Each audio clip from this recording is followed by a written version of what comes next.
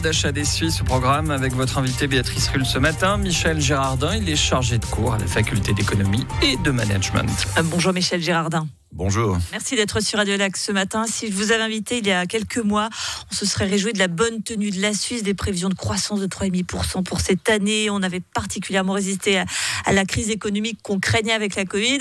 Et puis il y a exactement 3 mois, déclenchement de cette guerre en Ukraine. Attention à lapsus. Ça a tout changé. Alors justement, je viens de parler de la guerre en Irak parce qu'il y a eu d'autres guerres avant cette guerre en Irak, cette guerre du Golfe, qui concernait aussi notamment l'énergie avec le pétrole. Et pourtant, on a l'impression que l'impact n'est pas le même que celui qui s'annonce avec cette guerre en Ukraine. Pourquoi ? Oui, parce que dans les deux cas, quand on a des conflits, il y a un impact sur le prix de l'énergie, le prix du pétrole.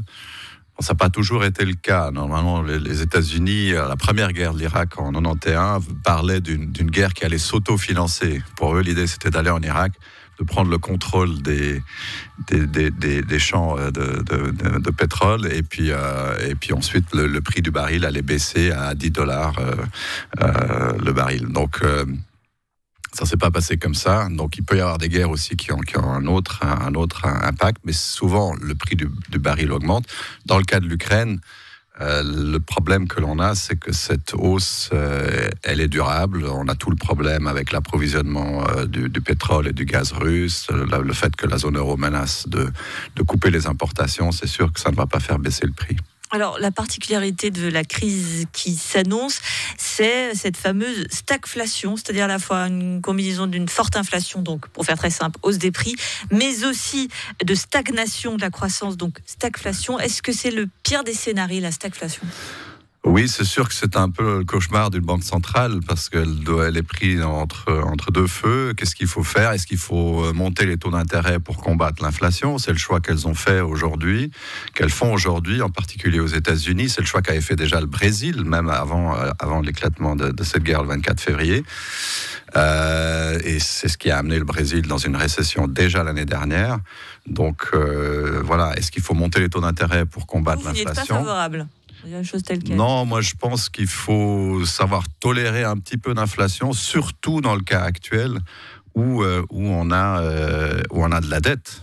Et le meilleur moyen de payer la dette, c'est de diminuer son fardeau. Et le poids de la dette, il se mesure en termes réels. Et donc si on a un petit peu d'inflation, le poids de la dette diminue. Et là, c'est pas d'un petit peu. Pour la zone euro, on parle de 7-8%. 7-8%, oui. Beaucoup par rapport à ce qu'on a connu avant. Vous me direz peut-être qu'on a une vision biaisée. Oui. Bon, après, ça devrait reculer. Si on est autour de 5-6, ça va. Voilà, il faudrait pas que l'inflation devienne galopante et se traduise après en hyperinflation. Est-ce que les pays ont les moyens de lutter contre cette stagflation, ou bien est-ce qu'ils sont finalement un peu tributaires de cette situation mondiale et de comment vont réagir les marchés ? Est-ce qu'ils ont véritablement les clés, les moyens de contrôler cette crise économique qui s'annonce ? Eh bien, oui, comme je vous le disais, ils peuvent choisir. Ils choisissent, en l'occurrence, de combattre l'inflation.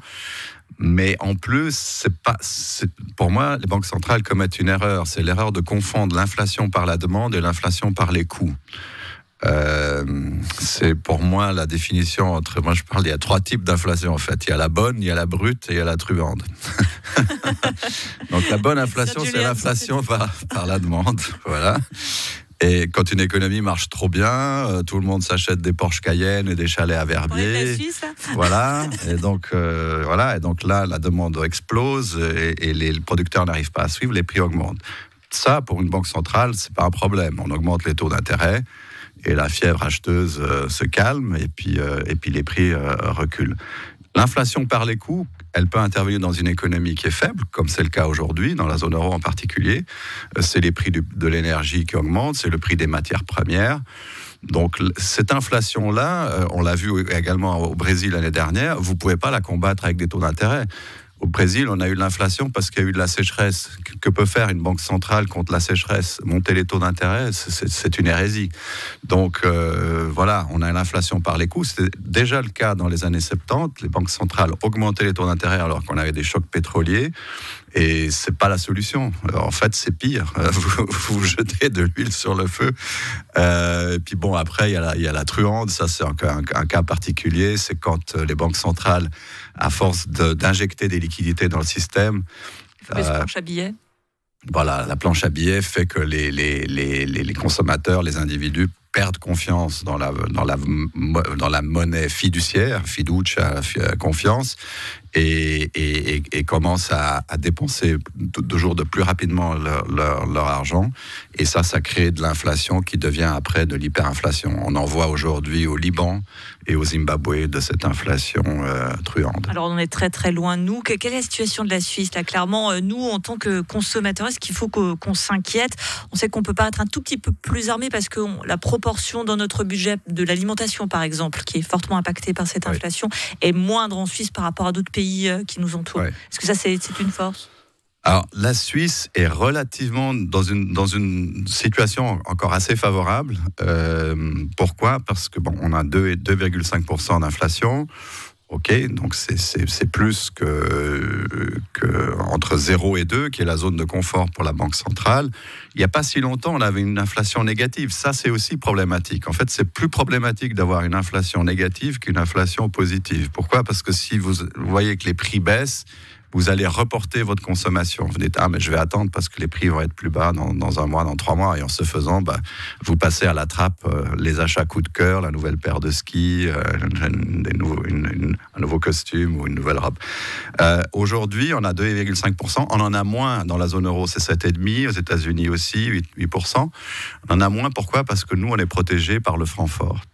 C'est grâce au franc fort, en fait, qu'on a moins d'inflation importée, que la facture de l'énergie n'est pas aussi élevée.